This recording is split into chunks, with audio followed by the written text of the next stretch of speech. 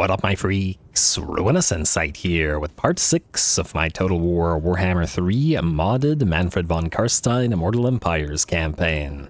So as we saw last time, in a massive battle we defeated Skarbrand the Exile, though it was probably the closest battle we've had so far. It certainly made me excited going forward, as the Graveguard and Black Knight army that Mannfred currently has will probably have a difficult time against some of the elite armies of the late game, which is gonna keep those battles nice and interesting. Kind of reminding me of the, for those watching the Skulltaker campaign, the near loss against Tamerkhan when Arbol took him on. But anyway, yeah, so that was pretty nice. We also got the Armor of Tempelhof quest completed for Manny, so he now has his both of his items completed, and Thoric Ironbrow is now being ambushed by our newly acquired Ghoul army. Ghouls don't have, well, they have very, very little armor-piercing weapon damage, and I think that old Grumpslayer, the defeat trait for Thoric, does give you armor-piercing, so probably a good acquisition for them if we can defeat him here.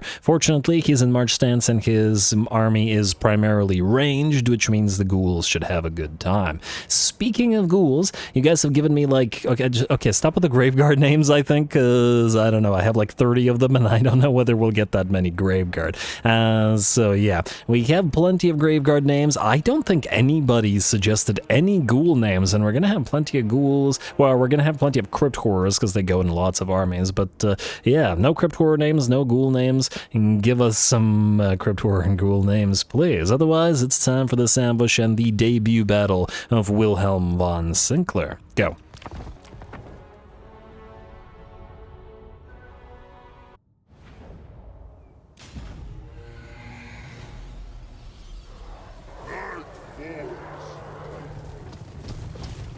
Alright, I gotta be honest, I have no idea what the Strigoi said there. But anyway, here we go, an ambush, though, actually, this actually does look like a nice ambush map. The various ghouls could have hidden behind the hills if stalking wasn't an option, and then come down into this sort of open valley where the enemy column is traveling. Anyway, it's gonna go fast, so, and just before we speed it back up, this is the debut of the feral Strigoi bloodline units, who appear to be based on the Gorger units, and are somewhat similar as well. They have Rampage, then otherwise share a bunch of stats with the various ghouls. They have regular poison as opposed to the lethal poison on the ghouls and the crypt horrors as well, which is nice because it does mean poison mixing. We've got toxic venom on our Strigoi as well. Anyway, the way we're doing this is this: our Strigoi bloodline and our feral Strigoi are heading directly for Thoric Ironbrow. He's going to be difficult, and if he has Clad Brakak, his lightning ability, available to him, it's going to hurt. We are sending most of our crypt horrors at the front of the column where the enemy's melee units are concentrated, where a lot of our regular ghouls, I'd say most of our regular ghouls, are hitting the enemy back line. Gotta remember that until we get the stats there, and even after we get the stats up and running, ghouls are very fragile units. They're not meant to fight enemy units directly like this, especially without additional meat shields, but they should be able to handle enemy range units at the very least. The enemy Quarrelers and Rangers would be able to fight off enemy Rangers, Dire Doggos and Fellbats, but Ghouls is probably a little bit more than they can handle, especially when they're completely surrounded like this. And Feasters in the Dusk here as well. Do the Feasters in the Dusk have a different poison on them? They do. They also have the toxic venom. Very nice. Well, it looks like the Dwarfen column is having a pretty bad time of this, completely surrounded as they are by ghouls from every side. Gotta be a pretty horrifying thing to wake up to. Looks like Thoric is starting to take a little bit of damage, despite the fact that our Strigoi is only at tier 2. Strigoi bloodlines are very, very strong fighters, and later on when we get their stat upgrades, I don't remember the name of the exact line, I might be Ghoul King of Ashuron, the massive buffs that they get that are defensive allow them to stay on field through pretty much anything, so it'll be pretty fantastic. Anyway, ghouls versus rangers over in the center, sort of bridging the gap between the corlers and the enemy melee units, and it does look like they're still holding on. It does look like the rear of the enemy column is on the verge of collapse, especially where the crypt horrors hit them, because unlike the regular crypt ghouls, the horrors have armor piercing, and they have splash damage as well. You gotta love crypt horrors. I've said it before and I'll say it again, they're very, very good units and an absolute mainstay of vampire armies. You can put them with Graveguard, you can put them with zombies, pretty much any vampiric infantry, and they'll do the damage while the infantry take the hits. And obviously back in the day, we didn't have Mourn Ghouls available to the regular vampire counts, so now we have the Mourn Ghouls as well to serve a similar purpose. For example, with ghouls if we wanted, but I'm not sure it's necessary in this particular army since we'll run out of space due to the Feral Strigoi, which kind of serve exactly the same kind of purpose, just with a rampage, so we'll put the Mourn Ghouls elsewhere. Anyway, it looks like with that, the battle is ours. Thorek is broken, and by the looks of it, wasn't able to quite fight us off. Gotta love all that poison stacking and a nice little debut for the ghoul force. They technically don't need to chase enemies down, so we're good.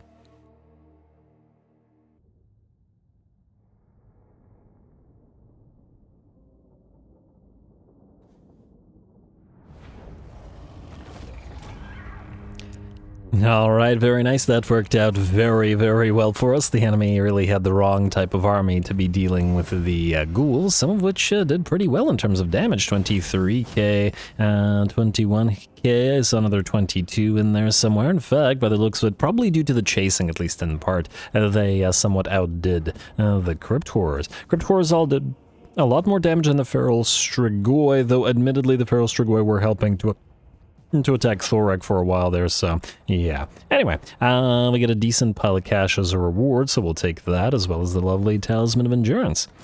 And let's see about that old Grump Slayer defeat trade, shall we? And, oh right, Malagor was, yeah, I remember this. Malagor was landing last episode, and he was always going to attack this. They're not going to be able to defeat this, so we're not even going to try. Let it auto-resolve. It's not like we really invested in Stormhenge there. And we'll hunt him down with the others as needed. Warlock, ooh, ambush success chance, yeah, that'll work for the ghoul units, and there we go. Defeated Thorek Ironbrow, armor-piercing weapon damage +3. It's a very, very nice defeat trait, especially because that plus the magic item drop chance. There have been a few campaigns where I decided to farm this defeat trait, because it's such a nice one. Frankly, a lot of our armies could use it. The bats could really use the additional armor-piercing, because they have none, and, well, really, the Graveguard too, anybody. It's good. Body Snatcher is back. Ah, yes, one of our tech thieves that died. So you will move, I guess, towards Sunken Khernarch, and we'll have to sort of separate you guys. Wait, you have 2 turns of Steelies, you have 5 turns of Steelies. Okay, so you've been doing a little bit better. Maybe we send you up here somewhere. Ah, lots of ruins around here. Oh, it's Clan Verms, isn't it? Alright, so you who have 5 go up here. We'll send Copyright Infringement to Galbaraz to annoy it. Although if it gets besieged again by rebels, that will be an issue. Failure, unfortunately. And Body Snatcher, you can hit the Sunken Khernarch. Oh, actually, no, that's pointless because we're going to either raise or occupy it shortly. Yeah, alright, fine. Head to Death Gorge and then up to probably Clan Moors or Lamia or something. Manny, I guess you're going for the Sunken Khernarch then. See if you can't find a place where we can raid for the turn. Here, maybe? And are you in the enemy territory? Yes, you are. Beautiful. Alright, you can raid for the turn. You guys have to hunt down Malagor, who's out here. Do we... Well, we probably don't want him to take Gorgazan, so let's move into Gorgazan, and... Do we want to put you into... I kinda don't want you to suffer attrition. Wait. Is there anywhere we can avoid attrition here? By the looks of it, no, so we could just suffer the attrition. Screw it, just suffer the attrition. he's here, clearly. We can still see him encamped. He's not hiding as well as he thinks he is. Alright, you know what? You go here, this way. Because he only has one place to go. Since he didn't take Stormhenge, he will probably attempt to return to Sunken Khernarch over the end turn, which means he either has to go this way or this way. I don't see him going out to sea unless he's going to try to attack something, so we should be good there. Alright, what's next? Brain Collector. You, sir, we're headed towards the Vampire Coast. Ah, Luther Harkin. I can see you already. And, 39 down to 28. Ooh, wait a moment. Is this an easy vassalage? We do want these guys' units. I mean, we want a lot of the Vampire Coast units. In fact, if anybody knows of a mod that sort of deletes the limitation on the number of allied units you can get, like, you know how you can only build 4 from outpost units? I've always thought that was pretty silly. If you have the allegiance, why limit it further? It doesn't really make sense to me. So, yeah. If there's a simple mod that does that and nothing else, that would be really good. So if you know of one, please let me know. Anyway, Vampire Coast Awakens. So you are currently at war with Cult of Sotek, eats Bordello, Errant, and Spinous Sotek dwarfs. Join war against Spinous Sotek dwarfs, 7. We could pay you 18k. No, we're not doing that. If we join wars, it'll mean we declare war on the faction. Alright, let's do Bordello Errand. Yeah, there we go, that's pretty much perfect. Let's do that. I wonder who's here at the Volcanic Islands. It's red, so somebody we don't like. Well, either way. Let's propose an offer like this. I think that's all we have to do. Go. Consensus. Alright, and let's see what's going on here in Lustria. Ooh, we should also, well, at least out of the followers of Nagash, pick up this mission. Kill Hjalmar the Gouger, and Cult of Sigmar. I mean, I guess we can accept your mission as well. It doesn't really matter, because frankly, we're probably going to have to kill off the Cult of Sigmar, which kind of makes sense. Vampires can't stand looking at all those holy symbols because it harms them, so, yeah. Alright, Brain Collector, you're going to the Dread Fleet next. Well, let's hope that they're at war with enough elves so that we can vassalize them in the same manner as well. Alright, and I imagine that Arcan will be happy about us doing this. We should also, now that we have money, build a few outposts. Okay, we built this one, but we should build this one here in the Awakening. Ooh, they already have the Sirens and Rotting Prometheans. We can put some Sirens in our Ghosty army. Lovely. Love how these guys' units all work together. Nice. I mean, they're vampire counts. It's just they're waterlogged. That's really it. And how have you been doing otherwise? And deck droppers for our flying army. The bomber deck droppers are pretty damn useful. For those of you that watched my Aranessa campaign, those bomber deck droppers did absolutely crazy good work. Anyway, Awakened Outpost at the Awakening. Least likely place to be lost. I wish it wasn't so costly, but what can you do? Anyway, that looks good to me. Who is up next? I guess we could spend a little bit of money. We could also raise another Lord with a Blood Kiss if we wanted to. Just to double check. Tier 2 gives us the all enemies lowered missile weapon range. Tier 2 gives us constant casualty or punishment rate +5. That's pretty strong as well, to be fair. Oh, I mean, because we raised the second Strigoi, we have another Feral Strigoi available to us. We can reach... Wait. Can we recruit them here or no? We can, and it'll only take one turn. Okay, so let's do this. You're gonna go here. Wait. Do we need to... You have reached the maximum number of... Yeah, right, fine. We'll have Bathilda do it. Oh. Yeah, okay, actually, no, that works. Bathilda, you can recruit the Feral Strigoi for free. I'd love to recruit the other black coaches for you, but they're so expensive. On the other hand, we got okay money now. I prefer to raise them, but maybe it's fine. Alright, Bathilda, go right here. Alright, to the edge of this territory. Then, I would like you to recruit the Feral Strigoi for the Ghoul army. We'll hold off on the Crypt Horrors just because they're stupidly expensive, even though we are going to put them into the army, and then get both black coaches. Wilhelm, you're going to ambush stance, and you're going to go right in front of Bathilda, like so. And if they fall for another ambush, that'll be their other stack destroyed. Lovely. Also level you up. We need to get you... I guess we'll start with the Restless Dead. Do the ghouls get benefits from the Unliving Host? Ooh, they do, and they really need that extra melee defense. Alright, so we'll hold off on the casting points, and we'll put points into the Unliving Host first, and then the other stuff after. I assume they get Legions of the Dead upgrades as well? No, they get upgrades from Deadly Power, which means physical resistance. Alright, I'll take it. What about the Necromancer? You're going to be the one casting Invocation of Nehek, so let's get you Curse of Undeath. Looks good to me. And Bathilda, you leveled up, and I'm not entirely sure exactly what we're going to do with your army, other than the fact of the Carriages of Death, because it does depend on what allied units we can use. Deathly Vigor is a completely worthless trait, but unfortunately we have to go through it to get to Seduction, which is very much not a useless trait, because all lords eventually acquire Perfect Vigor. But anyway, you can have Curse of Undeath because you're casting, at least for now. And you know what?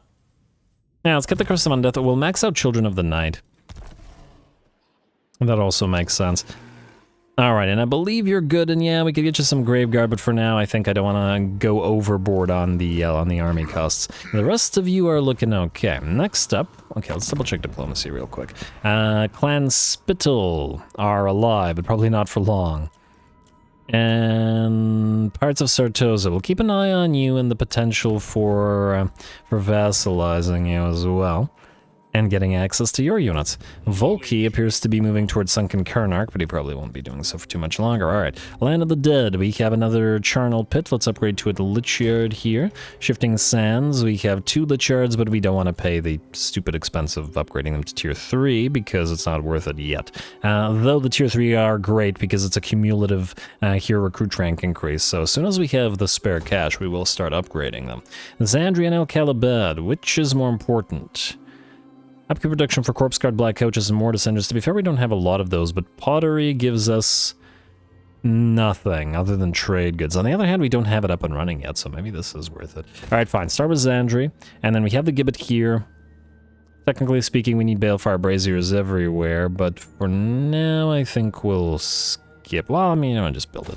Just build it so I don't have to come back to this place every single time. Agrul Migdal, obviously you're going to go for the Charnel Pit. Gorgazan, you're fine. And Great Mortis Delta, one more turn until the Vault of Nagash is complete. Beautiful. New Necros. We have another Morbid Curiosity one. So yet another Tech Thief, but well, you can't have too many Tech Thieves. It's quite impossible. Oh! What the heck? They redeclared war on each other until Aqua took back 2 of their provinces. I guess the game is really trying to put them in a deadlock with each other. Anyway, Antok. We'll summon another Morbid Curiosity guy here. Like so. Yeah. Steel Tech, alright. You go down here and we'll give you 1 point in Specialist. Alright, anybody else? I think we're all good. Oh, since you guys gave me a billion names for the Graveguard, are any of these guys left unnamed? Okay, you, Graveguard with Halberds, are unnamed. Let's do you. How about... Grave Importance. Alright, I love it. Sternswin, Holenwachter, Flagellant Executioners, Barrow Heroes, Macabre Dancers. A Graveguard with Great Weapons is unnamed. Let's do... How about Barrow Blades? Alright, these guys... Well, you know what? We'll need 8 names for Sylvanian Crossbows and 8 names for the Lamian Bordermen. Impalers, Black Knights with Lances and Barding. Knights of the Black Wolves, Tattered Bannerites. Okay, so 1 Black Knight unit is unnamed. Whites of the 9. There we go.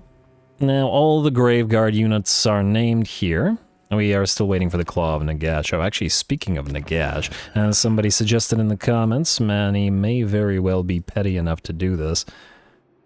Black Pyramid of Mannfred. There you go. I think we could all agree that he would absolutely do such a thing. Bloodlines...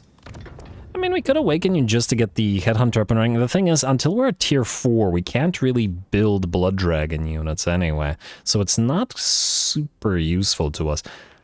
On the other hand, Blood Dragons do get buffs for Graveguards, so there's that. What do we have here? Greater Magic Bond for summon units. Oh, that's not bad. Spellbreakers, Necrarch Bloodline. Huh. I wonder if these guys count as skeleton warriors. Like, what buffs them? Specifically. Well, actually, you know what? I just want to see this 1 second. Are the Bloodline units included in any of this or no? Spectres of Corpsewood? No, they're not. They only get... Oh, actually, wait. No, that's the Knights of the Red Death. This is Blood Dragon Warriors. No, they're not. Okay, so they are just buffed via the technology, so we don't need to worry about any line buffing them. So that's not then a concern. I am very tempted to get this just for the additional border mercenaries, or this for the constant casualty replenishment rate. You know what, let's save for a couple more turns. I mean, it couldn't hurt. Unassigned skill points, building upgrades available, outpost upgrade available in the Wizard Caliph's Palace. Oh, I do want to check that for a second, though. You...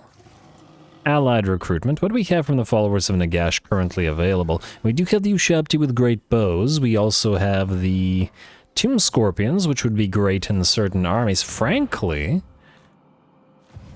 And we could probably put some Tomb Kings with the zombies here, because I don't think we're going to keep the ghosties in this particular army. A couple Tomb Scorpions would go a long way, though they won't mince infantry, to be fair. What other things do we have access to? Alright, so basically just Ushabti and stuff. No Necrosphinxes, which would be really, really great. They got their own Crypt Ghouls. Though, obviously, we're not wasting points in Allegiance and all that. Tomb Scorpions at 50 are too slow to keep up with the Black Coaches. Ushabti with Great Bow would work nicely with range units. You know, until we're maxed out, we can hold off, so let's hold off. Alright, end turn. Let's see if the second ambush works out. And I hope I didn't forget anything.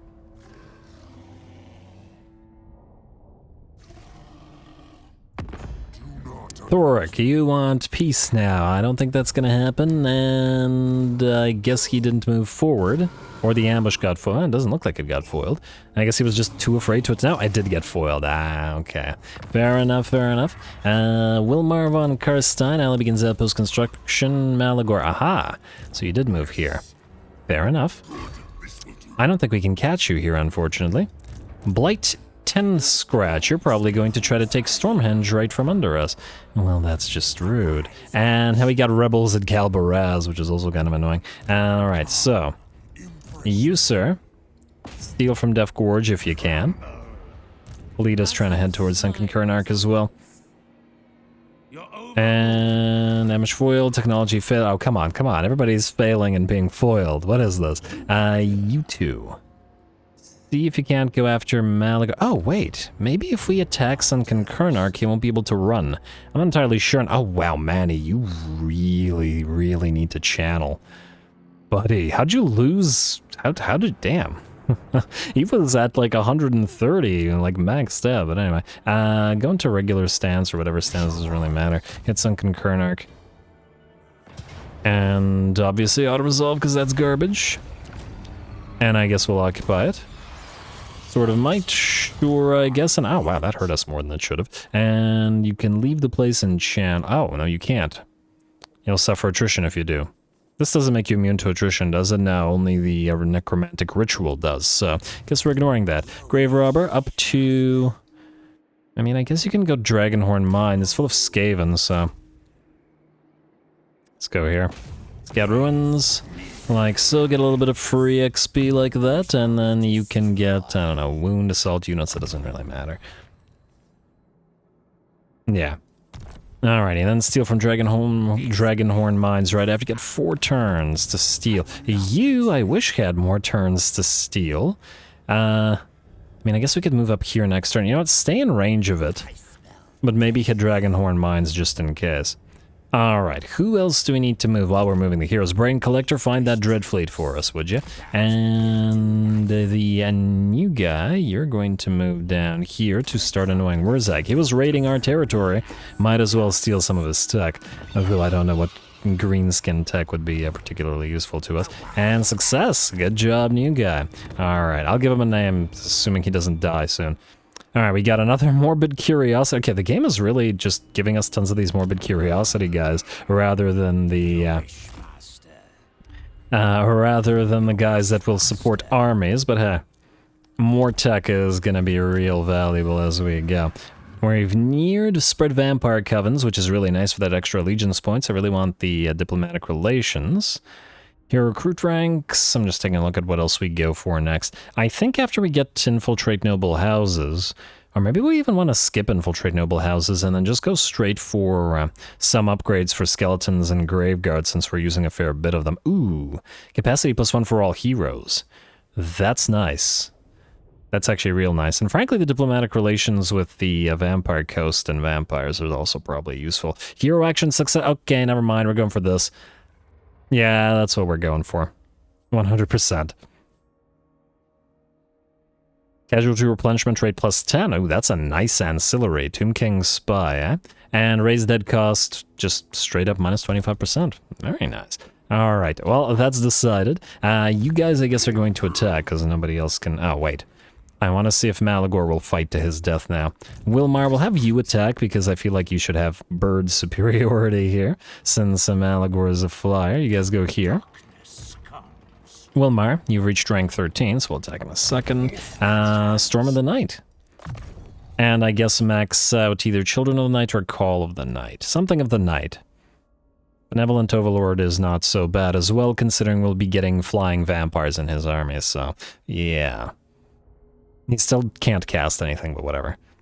Just get one last point in the bat thing. Also, there was, people seem pretty fond of the bat guy, but since Altarian is Batman, I like this suggestion. You're going to be Wilmar of the, if this fits, can't guarantee it, 1,000 wings. Yeah, alright. Very nice.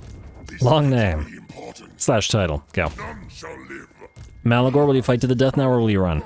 No, interesting. So Beastmen aren't programmed to fight to the death when their last... Actually, your ambush probably won't work so well, but whatever. You channel right here. Give it a try. Let's see if this works out. At least this way he'll be at least a little bit less likely to run, although he might Beastman ambush stance us, and the giant is going to be an issue for these guys very much so, but it'll be interesting. And that's what we're after. Alright, whatever. You. I would like you to transfer... I got 4 black coaches now, that's what I like. She can fight on her own now, 4 black coaches is sufficient. At least for now. You can transfer the Feral Strigoi, lose one of the Crypt Ghoul units, or one of the unleveled ones. Frankly, we should probably delete it because it's costing us 124 per turn and we don't need an extra one here. Well, you know what, while your army isn't full, keep it around. Alright, then... I wonder if they'd be willing to fight out... Oh. I wonder if we can drag them outside. We probably can't, but give it a try. If you move here... and you attack this... we wouldn't be able to reinforce, so it would be either one of them fight or both of them fighting. Okay, wait, let's give this a try. You go here. You dare. Alright, well, it didn't quite work. I was hoping that the enemy would be dragged outside of Karak Zorn, but, well, what can you do? Do we have Siege Attacker on Crypt Cores? We do have Siege Attacker on Crypt Cores.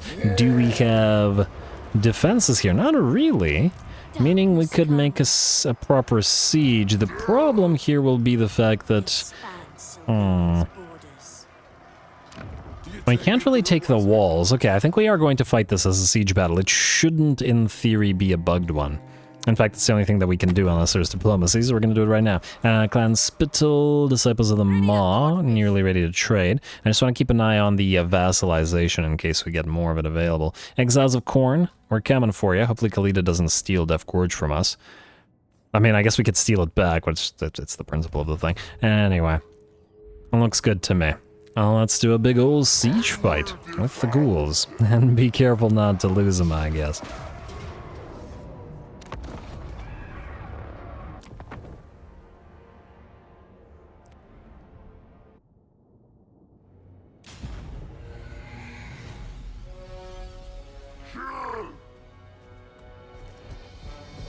Alright, here we go, round 2 for the ghouls. It's a ghoulish kind of episode, I suppose. Ghoul me once, ghoul me twice. Ooh, good title for the episode.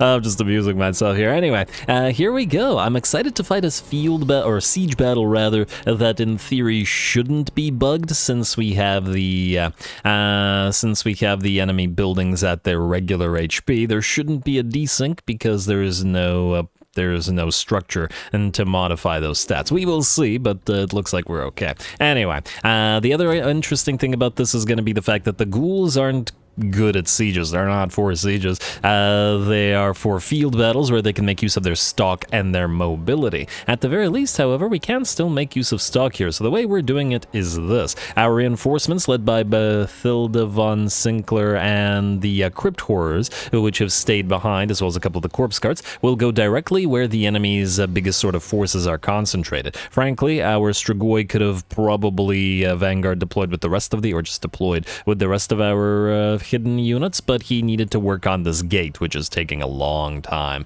to break down. The stalking units, all of them, all of the ghouls essentially, led by the 2 units of Feral Strigoi, are either going to break down the gate or capture the gate by going through the walls or over the walls in this manner, where the enemy is not defending the place at all. And then suddenly the dwarfs will wake up to thousands upon thousands of ghouls within their city, which is, it should be pretty fun for us. Anyway, looks like pretty much at the same time, nice sync up, no desync, just sync here. The 2 gates break down at the same time. We break through the gate with our 4 black coaches, Bathilda von Sinclair's signature unit, along with her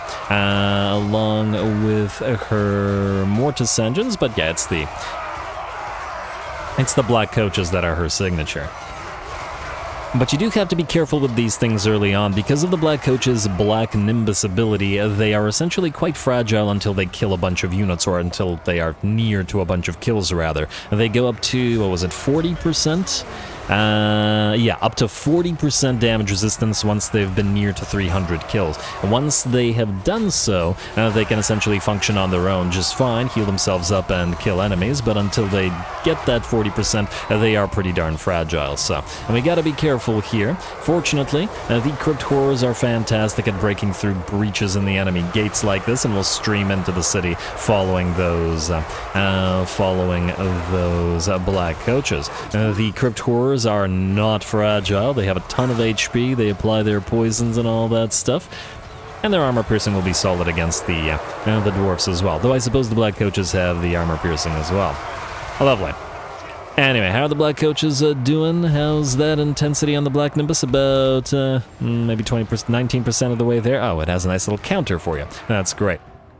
Anyway, we've broken through the enemy gates and are streaming into the enemy city. Looks like an enemy unit, a solitary, I should say, enemy unit of Longbeards is stopping us in our tracks. They do have all that melee defense of theirs up at 56. So frankly, we could use a little bit more melee attack on both the Feral Strigoi and the regular ghouls, which is a little bit low. Feasters in the Dusk hitting the enemy Longbeards in the back, and fortunately, since this is only the 1 unit here, they will get overrun.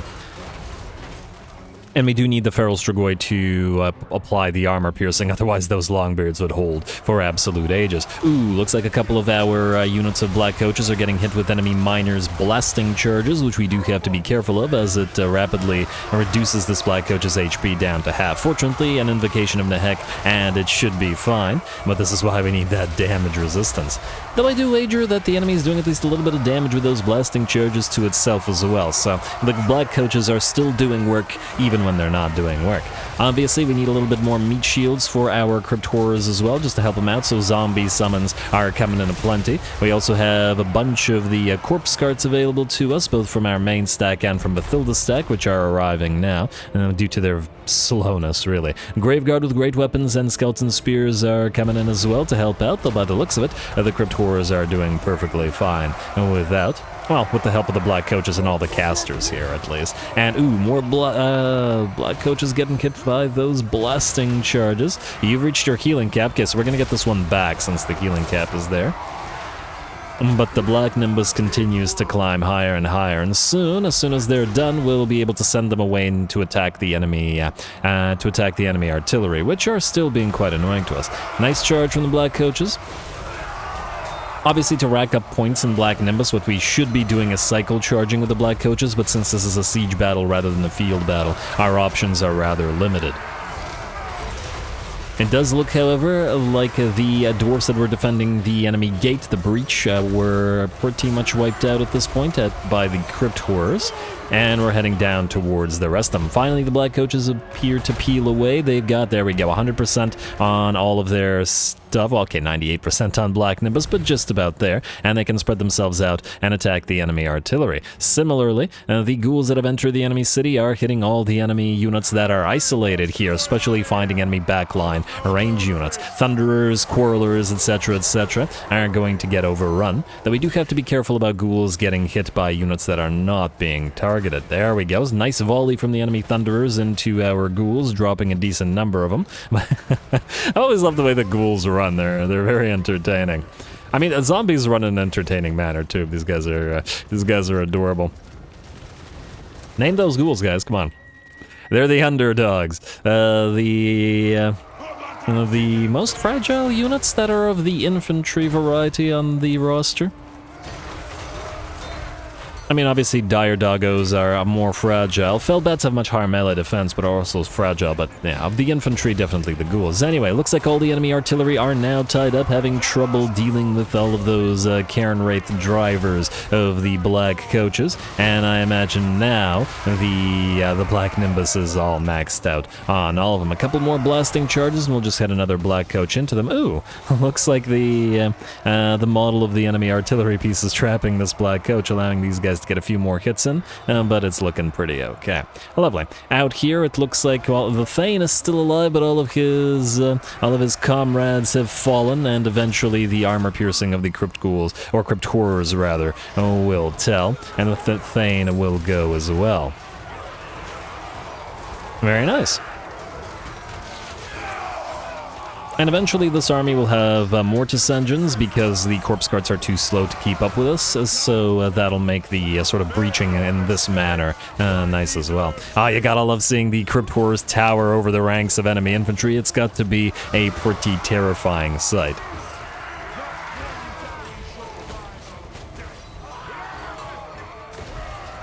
Alright, sorry about that. If anybody heard any beeping, I should have turned that off. Anyway, looks like these guys are just about done. The balance power is at about 90% in our favor. I think one of our, unfortunately one of our crypt ghouls, the one that took a few volleys from this unit of Thunderers, will melt away, but not too big of a deal.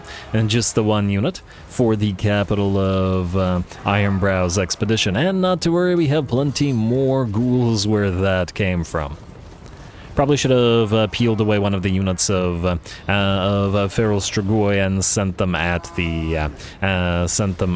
the Thunderers to help out. But all good, because the battle is ours. We've broken through on both sides of the map and crushed whatever units we could find with ghouls. Lovely. Ghoul armies have always been really, really fun because they're fragile mobile, which is kind of the opposite of the playstyle of the sort of standard vampiric lines, which tend to be slow and very, very much not fragile.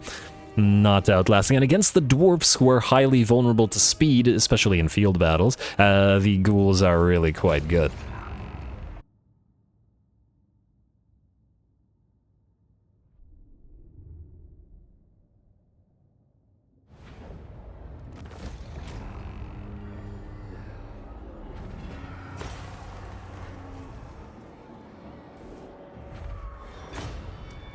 Alright, there we go. Did lose one of the crypt ghouls, unfortunately. Maybe get a little bit too fancy with getting around the enemy walls and stop paying attention to one. But hey, we got a spare that we were going to delete and ended up not deleting, and frankly, it got a lot of kills and damage in that particular battle. The Black Coaches did fine as well. Of course, they did take damage, but I think most of that damage was from miners with blasting charges, focusing single ones down, so hardly surprising. Crypt Horrors broke through that gate and obliterated everybody nearby, especially with the support of those double corpse carts. Very nice. Alright, we are going to occupy the place as well. It has gold, and we get a free corpse thief out of it, which we can't say no to. I can keep the potion of strength, I guess, for now, and mission aborted. I shouldn't have done that. I didn't realize... that's why you check the missions, people.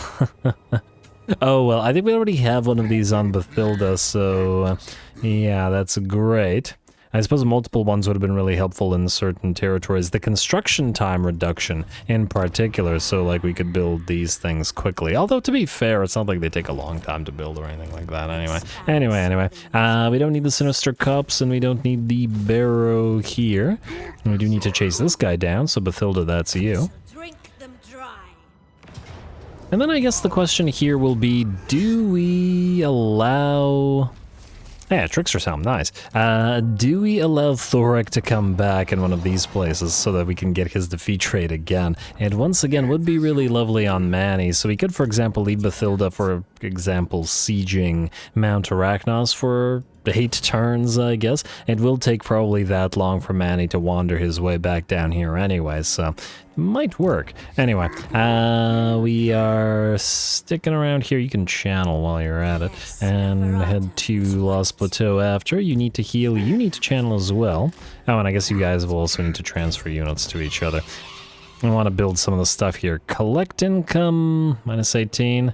Yeah, but our public order here will be probably fine fairly soon. You know, for one turn I'll cancel that and then we'll redo it. Otherwise, we are looking okay. Building. Time for you on some more. Ignoring the Lich Yards.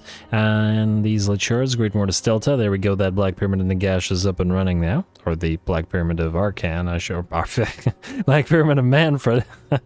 Everybody wants to claim the pyramid, and Arcan did actually attempt to claim it. But anyway, Vulture Mountain. Oh, right, I built the temporary Lich Yard here, but I think it's no longer necessary. Let's go instead for the Gibbet, obviously, and then we'll figure out what else afterwards. And everybody's in a Repressed Mortals. We do need the Lich Yard here, or the Charnel Pit, rather. And we are still going after Death, or Death Gorge, sure. And I guess we'll start with the Charnel Pit here for the growth, because it's basically non-existent.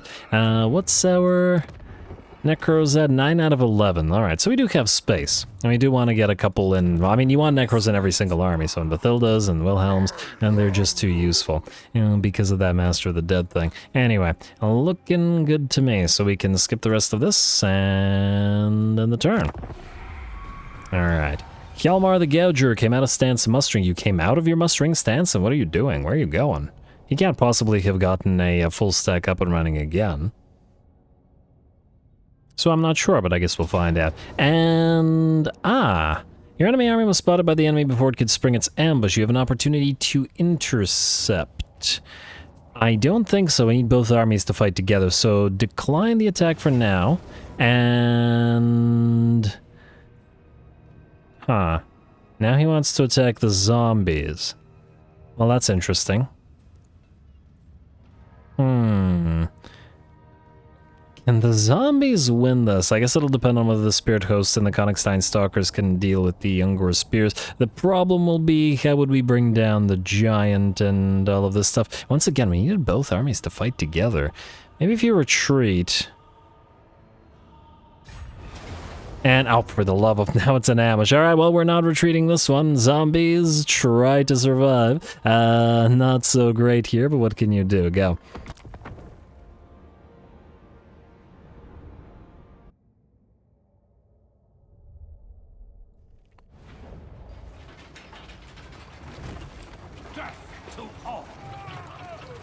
Alrighty, here we go. This is gonna be a pretty interesting fight by the looks of it. Besides, we ambushed the dwarfs at the start of this episode, it's only fair that we get ambushed right back. In fact, this will keep the battle more interesting, so I'm kind of glad that we got ambushed. Now, as to whether we can win this, I think it'll be decided by one simple factor. Since we don't have any ringers, we don't have any high damage dealers, we don't have any offensive spell work, we really can only rely on one thing, and that is outlasting the enemy. So, if our Lord Horde and our corpse carts do manage to survive, then we should be able to pull this off by just outlasting the foe, especially against the Gores and Ungors. Whereas if the corpse carts get destroyed, and the enemy does appear to be rushing the corpse carts as fast as they can, if the corpse carts gets destroyed, then the zombies will fall, and then we won't be able to do anything. Smart of the enemy to have the Manticore attack one of the corpse carts, while all the bats and the Beastmen Warhounds target them as well, though fortunately it does look like we managed to get a pile of the zombies to surround them first. Enemy Giant and Manticore are obviously not things that we can focus down very easily here,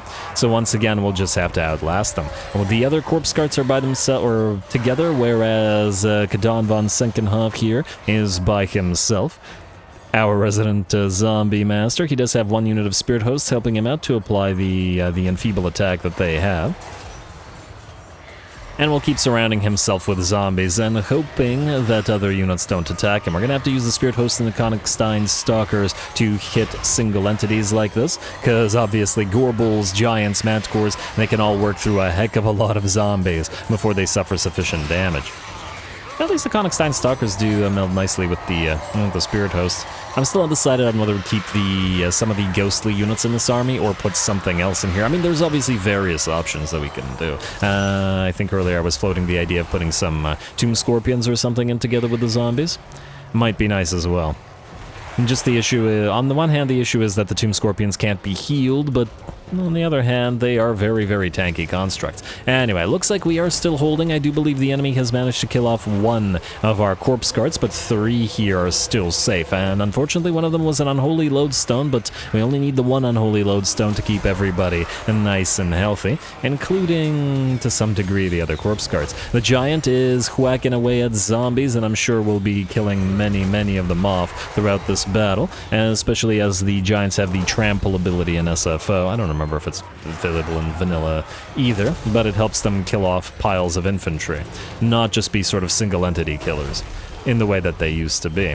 Which does make sense, because they still do massive damage to single targets.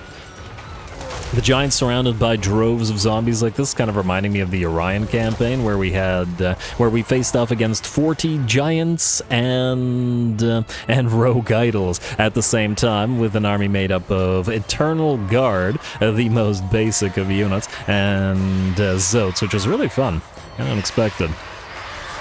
Alright, looks like our ghostly units are still holding. Fortunately, we've got tons of HP on the Spirit Hosts. They are supportive units, and we can heal them up as well. Obviously not as much as zombies, but they've also got that physical resistance up at 75, and being ghostly. And I do love the reversion of the ghostly nature of ghost units. I don't like what the vanilla did with reducing the physical resistance of ghosts. It makes no sense. They're ghosts. They should have very high physical resistance. Anyway, looks like we are still surrounded here, but the enemy numbers are starting to dwindle, though the balance of power remains in the enemy's favor. The Gores and Ungors are failing to breach our lines, and will constantly get hit by zombies being summoned amidst their ranks, or amongst their ranks, as well as behind them as well. And one good thing about the Spirit Host is that they're quite quick, so certainly we can't chase enemies down with zombies, but at 45 move speed they should be able to chase down any of the enemy runners. Out here the Konigstein Stalkers have been hitting this Gorbull for pretty much the entire battle, and the Gorbull's at about half of its HP. I think we've lost 4 or 5 units of zombies at this point, but it looks like all but the giant over on the back line have failed. And certainly, while they did manage to kill some zombies and kill off one corpse cart, it looks like these zombies are still managing to outlast. And keep in mind, these are not zombies under Gorst, this is just a random necro. But they're doing quite well. 35 weapon strength is fairly decent if they can actually land a hit, which is their biggest problem, as anything with decent melee attack will just prevent them from really doing anything. Anyway, Giants down to half HP. There we go, being absolutely mobbed by those zombies. Unfortunately, there's plenty more where that came from. Pretty cool scene, to be perfectly frank. Like I think it would be a nice sort of cinematic scene to see a giant slowly brought down by zombies, like being eaten by ants, and then see the giant rise again as a zombie as well. Too bad we can't raise giants on field as they're killed, or single entities especially. But anyway, giant is shaken now. There's just too many zombies.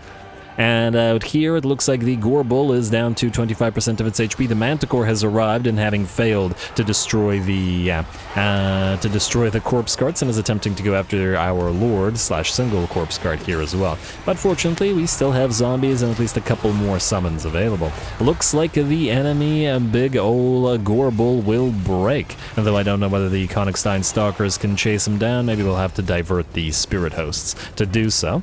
But I guess he's probably going to shatter anyway. Time to work on the Manticore now, though, well, Manticore's still active, but only at about 50% of its HP, and we still have plenty of zombies. Oddly enough, Malagor refuses to land. Would have been nice to get a little bit of air superiority going with our flyers, with our other army.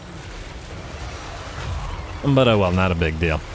I don't believe he provides any flying trait anyway. I don't remember what his trait is, but I don't think it has anything to do with flying, so it's not like that matters. And there we go. The giant is fleeing from the hordes of zombies. Is it fast enough? Yeah, at 40 speed, it should be able to escape them.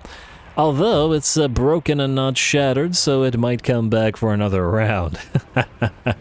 Ah, you gotta love zombie armies, and this is why zombies are one of my favorite units in the game. Especially when you combine, like, 2 or 3 stacks of pretty much all zombies together with the Master Necros and just keep sending them at enemy armies until we wear them down. And we'll probably do that.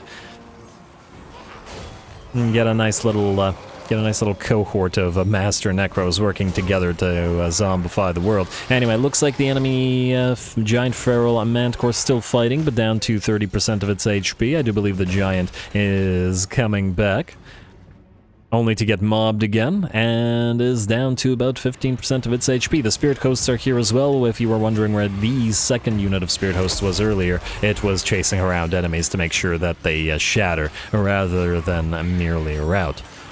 And I guess that's another thing that we have to pay attention to in this particular zombie army. We need something to be able to chase enemy units down, because certain units will escape at very high HP, and we obviously don't want to be fighting multiple things again. And it looks like the Beastmen giant is done for. Probably also need some single entity killers here, either a White King or maybe a Banshee if we keep the ghosts. We'll see. It's gonna be a little bit difficult to get Banshee capacity because we'll need more main territories for that. I mean, I guess we could build them in smaller locations, but it's kind of not worth it because they go up to tier 4. Anyway, Giant Manticore is done, Giant is done, and only Malagor remains on the field. He has refused to land for the entire time, but now is forced to do so at last, as you can't have only flying units on the field. Which we'll have to remember as well for our own flying army, but I guess we'll just put a Necromancer in there and just keep him hidden or running around.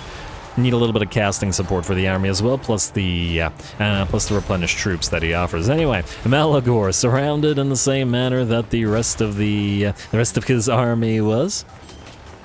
He led his own army to this doom, and now I guess he's going to have to suffer it himself. Malagor has relatively low armor, which also works for us. While we lack armor piercing, he's not going to be as tough as the Giant, or as the Gore Bull, or probably as the Manticore either. Although he has a smaller target, so it'll take a little bit of time to work on him. There we go. I think he's actually trying to make his way out of there now. This is not a good place for him to be, especially with the Carstein stalkers there. 48 melee attack, pretty solid. 16 armor piercing, not bad, which is what allowed us to go after that Gorbel. Anyway, I think that's about enough of that. Malagor will just continue to get mobbed, especially as all of our other units move in. It's going to take a while for obvious reasons, but this entire battle took a while as well. And desperately, he's still attempting to make his way out of there, but unfortunately for him, he doesn't have the mass to do so. Okay, maybe I spoke too soon, but it looks like one of the spirit hosts had managed to catch up to him and engage him once more. And the rest of our zombies coming in. Gotta be a pretty depressing sight to see that the droves of dead just never end. Anyway, not particularly interesting to see him just getting attacked over and over again. The canned animations just repeating themselves, so we're just going to speed this up because we don't need to watch this happen for like 5 minutes straight. And oh, is he unbreakable? I guess he is, because he's got a little HP remaining. But the battle won't let us see his death animation anyway, but well, whatever.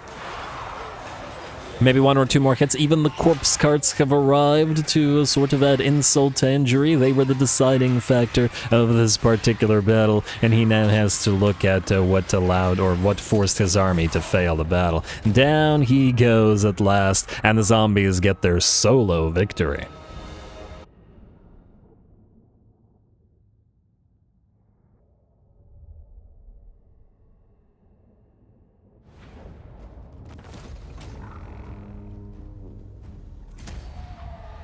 Alright, there we go. Funny little fight. Probably would have been easier for us if we hadn't retreated into the ambush, but I did want both armies to fight together, but, well, it wasn't needed for this particular situation. Some of the zombies died, but that's not a big deal, and I guess just in case we'll want to recover them. Bit of a shame about the unholy lodestone, but we'll get another one, and I guess we need necros in this army as well, for more raised dead and all that good stuff. The defeat trait is bonuses for fighting Beastmen, which is frankly kind of useless, so whatever.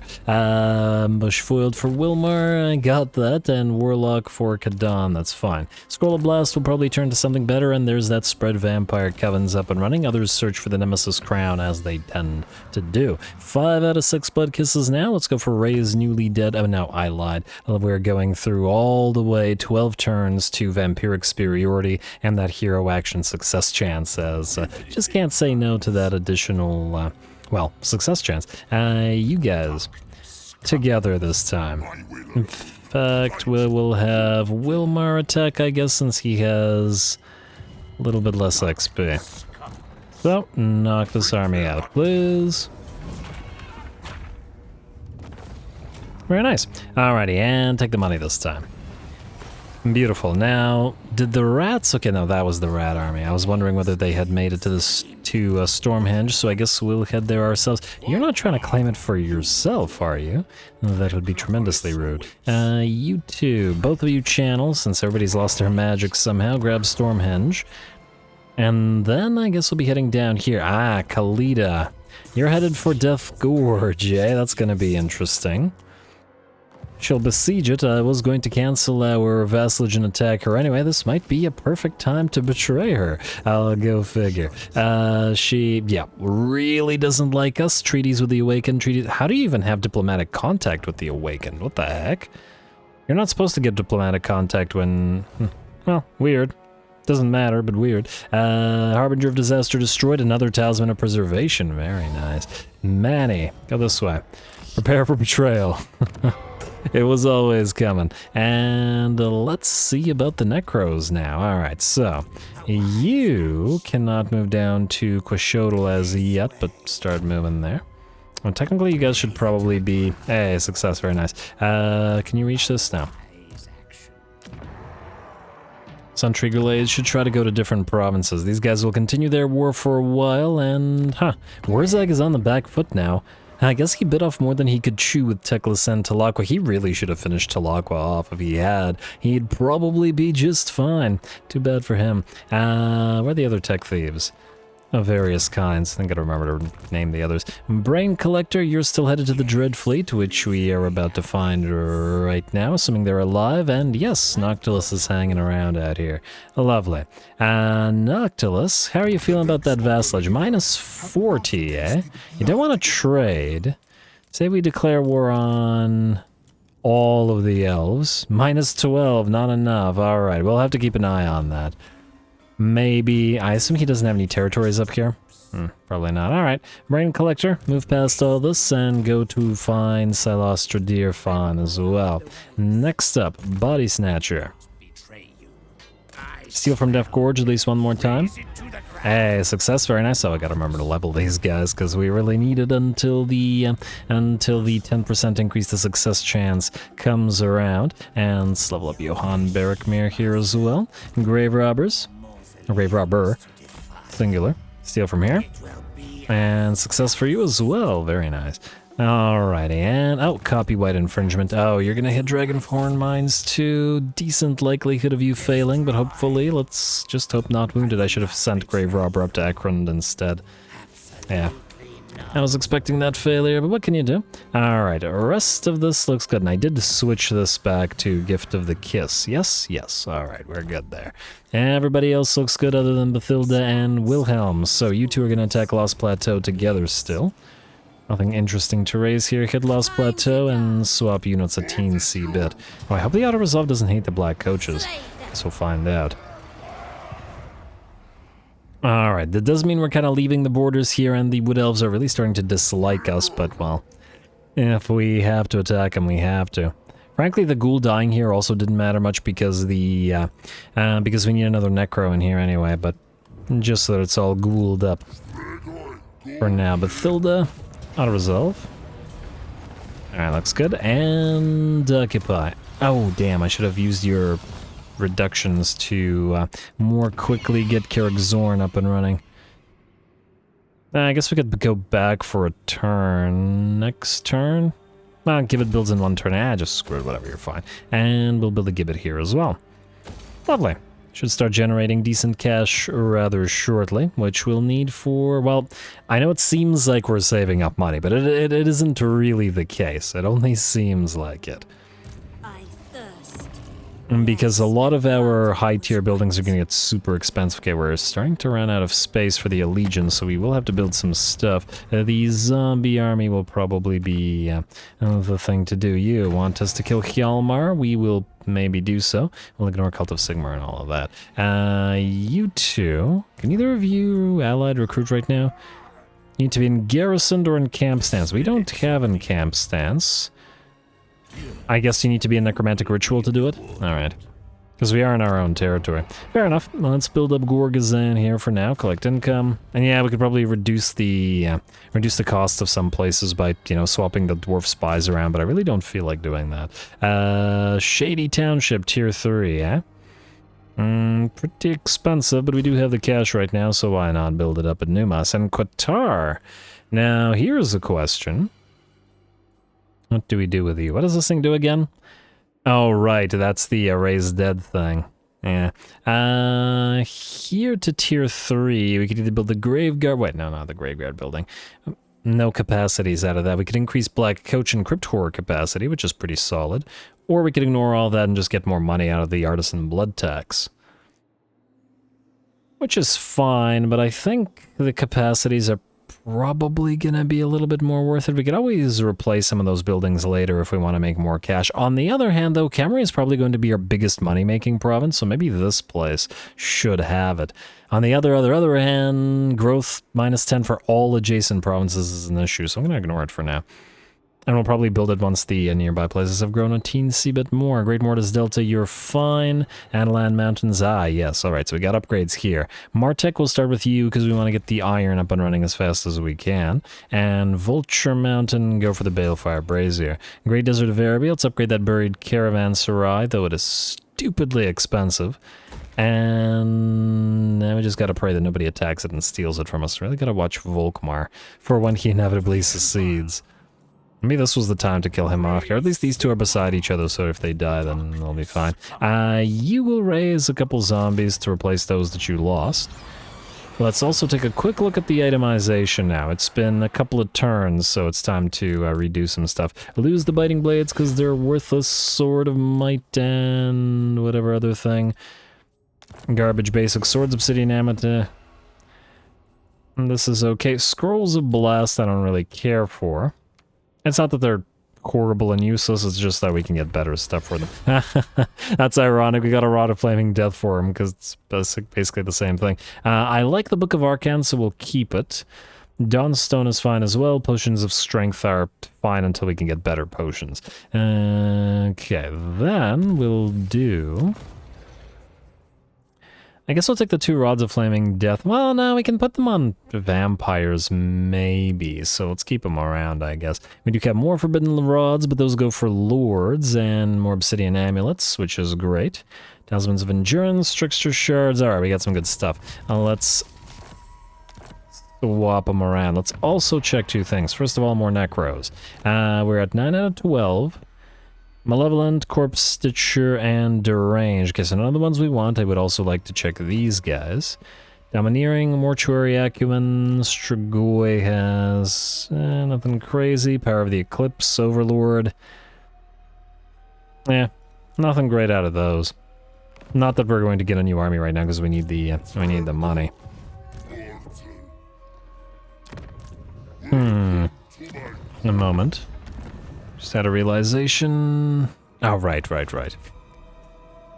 We're gonna betray Kalita, so we don't need the outpost there. Anyway, Manny, how's your items looking? Let's start with you. Forbidden Rod, other Trickster Shard, Talisman, and okay, so you're pretty much fine. Let's give another Trickster Shard to Wilhelm von Sinclair here. He's gonna be fighting in melee a lot. We'll save the Talisman of Preservation, though, I think. You can have the Forbidden Rod. You can be healing yourself up plenty anyway. Keep the Potion of Strength and Talisman of Endurance. Have the Trickster's Helm. Yes. Bathilda, I consider you a legendary lord, so you can have the more powerful Armor of Destiny and Talisman of Preservation.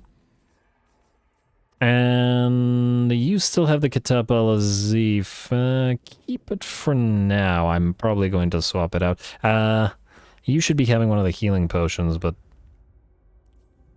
while you're using it anyway. Armor of Destiny for you and hand weapon.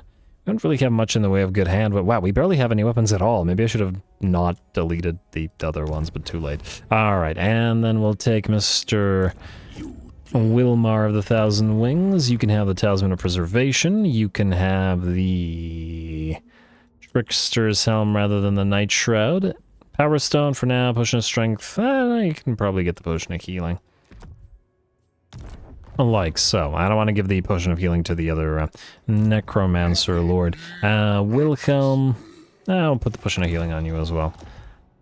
I'm sure we'll get another one by the time that we need it. You, Necro, have Wither so that you have that Forbidden Rod upgrade, so we'll give you the Obsidian Amulet, and we don't have any additional Obsidian Amulet or Lodestone or anything like that. And there's a Potion of Toughness as well, but the rest I think is fine, so let's skip the Outpost upgrade, at least for now as well.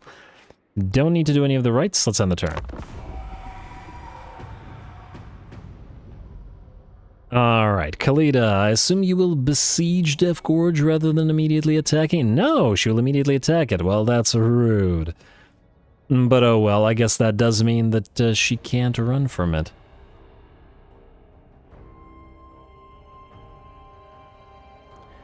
Because I guess it's time. Mission aborted, mission aborted. Oh, we had missions to kill that guy too. Alright, so now.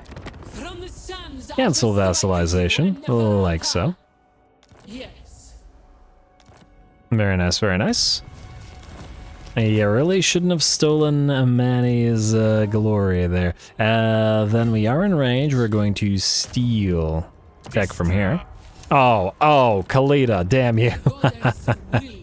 Alright, fair enough. Annoying, but fair enough. Manny, your turn. You are going to get Dread Knights because we have all the knights at max level before you attack. Let's also get the White Kings up and running. Blade Master for you into hard to hit. And White King, you hit level 20, meaning Legion of the Damned, double the size of that summoned Grave Bodyguard. Good. Ancient Treasure. Like so, and then imbued offerings as well. Got to get that extra melee defense. You guys, what are you missing? Experience cooldown for spells and magic. Weapon strength when attacking is fine. But we should probably max out Arcane Conduit. Let's get another miscast base chance. Yeah, let's start with the miscast base chance. And then you have that and have Arcane Conduit. Let's get another point in Wind of Death. And I guess Grave Ward as well. Frankly, the speed is quite useful. Now there we go. Khalida. From the sands I shall strike at you and Neferata. No! So you have chosen death? We'll see who has chosen death here. Attack. I wonder if this guy's gonna run. I don't think so, but we'll see. Absolutely not. Alright, here we go. Pyrrhic victory. Khalida herself gotta take revenge for all of that. Should be a pretty fun fight. Go.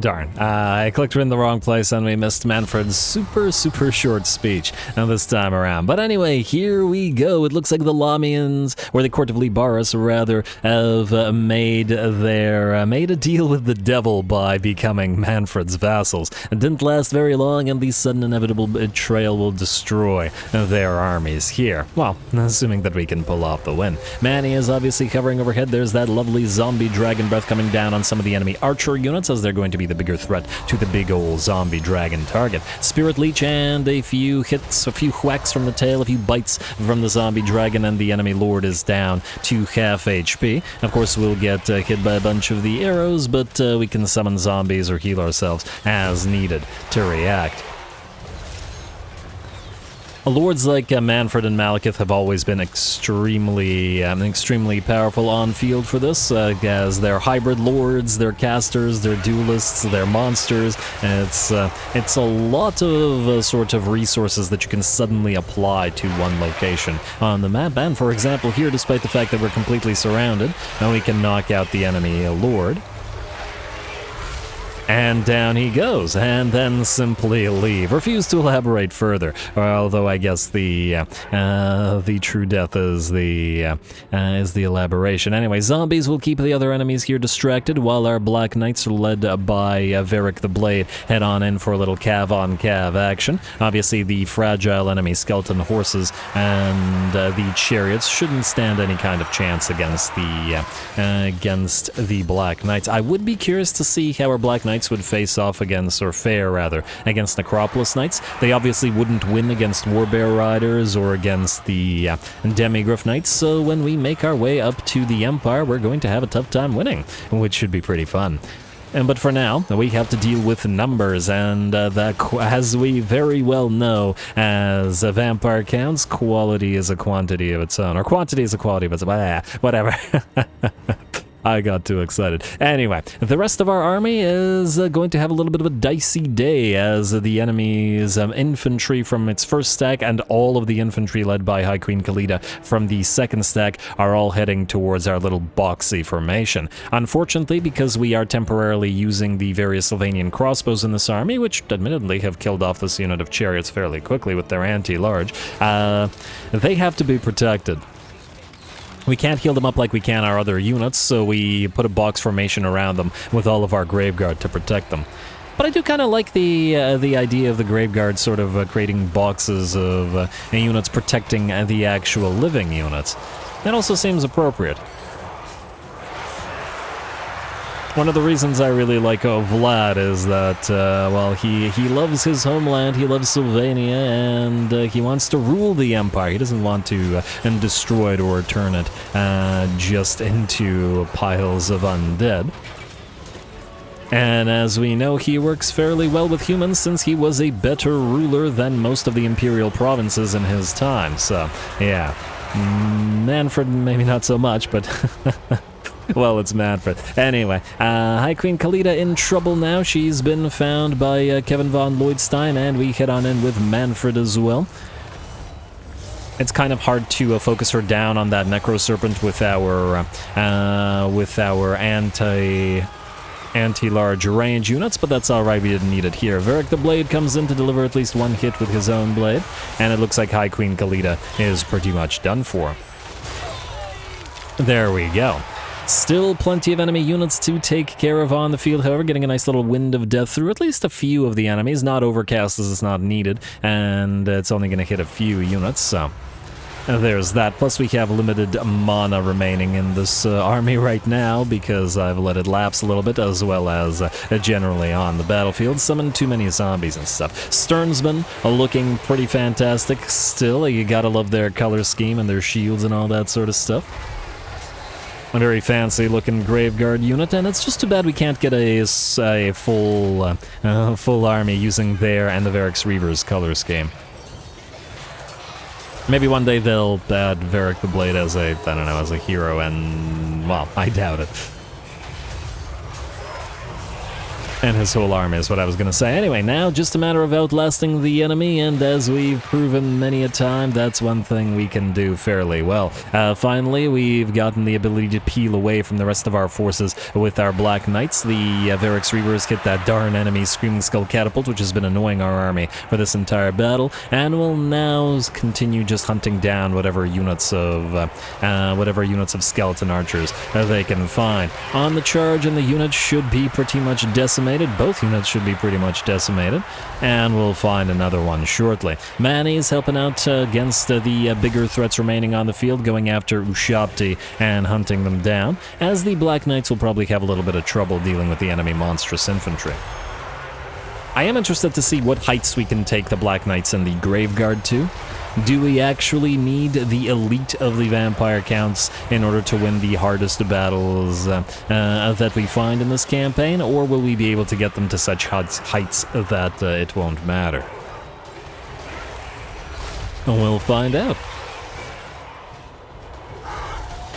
They are tier 2 units after all, but still not to be underestimated. And there we go, it looks like the army, or the bounce power rather, is at about 70-75% in our favor now. A lot of the enemy units are beginning to crumble away, and though they had 3 stacks to our 1, they are starting to run out.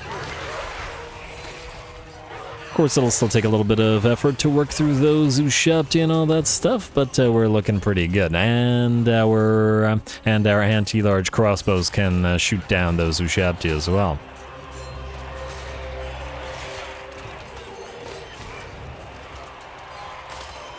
I can't believe it took them so long to add the halberdiers. It's strange. But you'll love to see them now on the field. Halberds have always been very, very good-looking units. On the cinematic shots of all those halberds pointing outward. Anyway, and there we go. Looks like the last units on the field are just about done for. There was an enemy Lich Priest running around, but by the looks of it, didn't achieve too much. And Varric the Blade will hunt said Lich Priest down, along with the rest of the units. And there we go. And with that, the battle of Zaris, High Queen Khalida has fallen, and we will attempt to quickly destroy her faction on the base of this betrayal.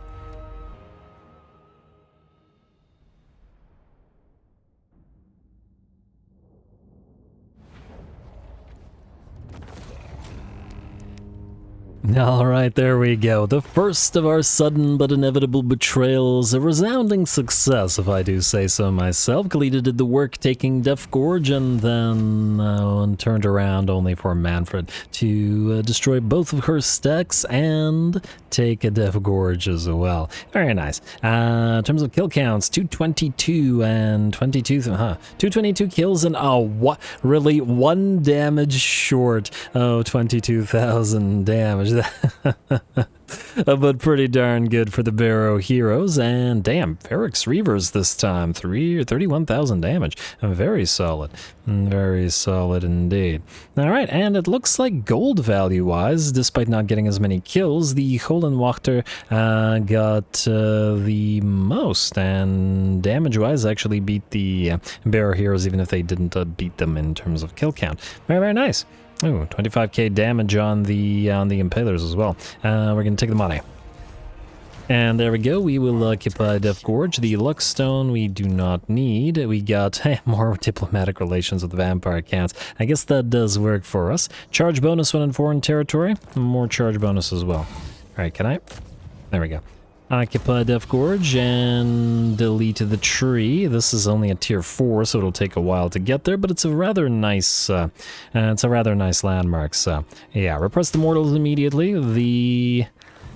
The next target will be Karak. It'll take us 2 goes to get there, but we can sort of move together with 2 armies. We'll have to be careful, though. These Skaven will probably also declare war on us. I wager Clan Moors is stronger. We also have to remember that basically everybody around us hate us. So, there is that. And I do notice that the Pirates of Sartosa aren't particularly fond of the fact that we're friendly with the Cult of Sigmar, eh?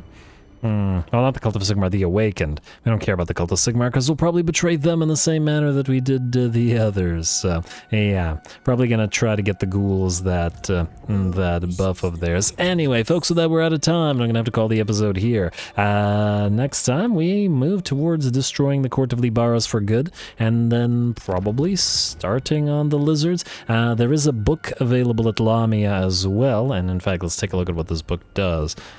And is it this one? No, that's Karak 8 Peaks. Oh, which is also fairly close by. Oh, but this regions will be hit by sandstorms, kind of useless, but casualty replenishment rate plus 20 after sacking or occupying is fantastic. The one at Lamia gives us massive experience gain increase to necromancer heroes, the ability to get them up and running everywhere, and another 25 wins of magic power reserve capacity. That's lovely. Actually, speaking of power reserve capacity, Manny, down to 52, buddy. Get to channeling again. 52 out of 225, that's not gonna fly. Ooh, also, we now have... I'm gonna say Undeath Resurgent first, but then we'll obviously do Legion of the Damned, or Legions of the Dead, rather, which will be more nice upgrades for our various... Graveguard. Anyway, as I said, calling it here, more fights next time. We remain surrounded by foes and could be attacked at any moment. Manny has a particularly fun start because of that, and I'm expecting he will deliver. Don't forget to leave those likes and comments below. Obviously, we reached the threshold last time, and 400 likes and 60 comments. The next episode will be an hour-ish long as well. All glory to the algorithm, and thanks for watching.